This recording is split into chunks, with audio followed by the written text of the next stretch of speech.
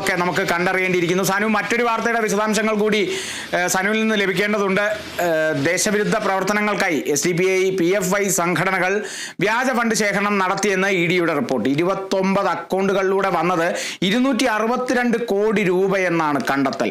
സനു, ഈ അന്നത്തെ ആ ഒരു അറസ്റ്റ് അല്ലെങ്കിൽ SDPI ദേശീയ ജനറൽ സെക്രട്ടറിയുടെ അറസ്റ്റിന് ശേഷമാണ് വലിയ രീതിയിലൊരു റെയ്ഡെല്ലാം വന്നിരിക്കുന്നത്. ഇപ്പോൾ EDയുടെ റിപ്പോർട്ട് അടക്കം വന്നിരിക്കുന്നു. 262 കോടി രൂപ 29 അക്കൗണ്ടുകളിലൂടെ വന്നത്. എന്തായിരിക്കും ഇനിയും എത്തരത്തിലായിരിക്കും EDയുടെ നീക്കം എന്നുള്ളത് അറിയേണ്ടിയിരിക്കുന്നു.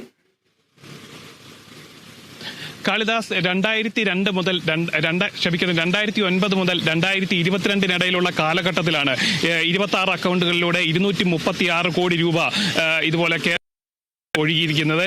SDPIയുടെ പേരിലാണ് ഈ പണം വന്നിരിക്കുന്നത്. അതായത് ചാരിറ്റിയുടെ മറവിൽ എത്തിയിരിക്കുന്ന പണമെന്നാണ് ഇതിന് പറയുന്നതെങ്കിലും ഈ പണം ദേശവിരുദ്ധ പ്രവർത്തനങ്ങൾക്ക് ഉപയോഗിച്ചു എന്നുള്ളൊരു സുപ്രധാന കണ്ടെത്തലാണ് EDയുടെ ഫൈനൽ റിപ്പോർട്ടിൽ ഇപ്പോൾ കേന്ദ്ര ആഭ്യന്തര മന്ത്രാലയത്തിന് സമർപ്പിച്ചിരിക്കുന്നത്. അതായത് PFI ആണ് ഇതിന് ഈ ഫണ്ട് ശേഖരണത്തിനെല്ലാം SDPI സഹായിച്ചതെന്ന് അടക്കമുള്ള വിവരങ്ങൾ ഇതിലുണ്ട്.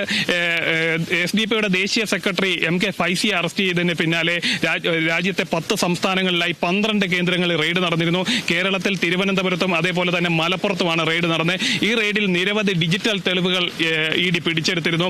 ഇതിന് തൊട്ടു പിന്നാലെ നടത്തിയ പരിശോധനയിലാണ് ഇത്ര സുപ്രധാന വിവരങ്ങൾ ലഭിച്ചിരിക്കുന്നത്.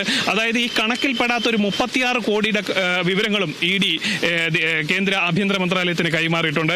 ഈ പണം എങ്ങനെ വിനിയോഗിച്ചു, ഏതൊക്കെ കാര്യങ്ങൾക്ക് വിനിയോഗിച്ചു എന്നുള്ളതിനെ കുറിച്ചുള്ള വിവരങ്ങളൊന്നും അവർക്ക് ലഭിച്ചിട്ടില്ല. ED ഇതിന്റെ ഒരു പ്രാഥമികമായിട്ട് പറയുന്ന ഒരു വിവരം PFIയുടെ ദേശവിരുദ്ധ പ്രവർത്തനങ്ങൾക്ക് വേണ്ടിയിട്ട് ഈ 36 കോടി രൂപ വിനിയോഗിച്ചു എന്നതാണ് ഈ റിപ്പോർട്ടിൽ ഉൾപ്പെടുത്തിയിട്ടുള്ളത്. അതേപോലെ തന്നെ NIAയും ദേശീയ അന്വേഷണ ഏജൻസിയും SDPIയുടെ പ്രവർത്തനങ്ങൾ നിരീക്ഷിക്കുകയാണ്.